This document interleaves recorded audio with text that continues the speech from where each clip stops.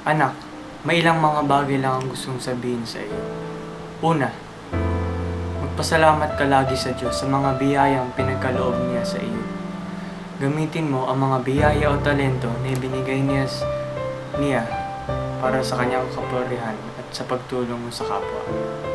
Sikapin mo maging daan ito upang makapaglingkod at makatulong sa kapwa mo.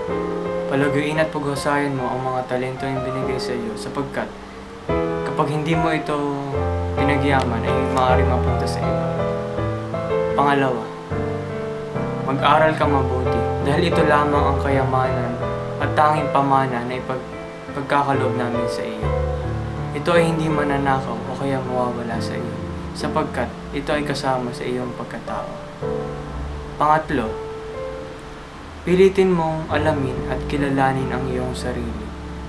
Huwag mong kalilimutan ikonsulta sa Diyos ang iyong mga plano at naisin sa buhay. At sa lahat ng gusto at plano mo ay maasahan mo ang aking suporta. Kahit ano pa yan, basta sa ikasisiyan mo. Maasahan mong ako ay handang tumulong at gumabay sa iyo. Huwag mong kalilimutan na nandito lang ako para sa iyo na handang dumamay sa mga problema mo sa lahat ng oras.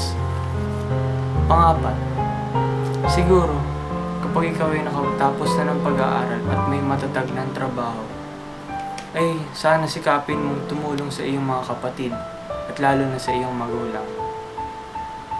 Sana naman ay maunawaan mo at may sa puso ang lahat ng sinasabi ko sa iyo. Pagpasensyaan mo na kung minsan ay nagagalit ako sa iyo, pero tandaan mo lang na lahat ng ito ay para sa iyo, sa ikabubuti mo. Ayun lamang. Salamat.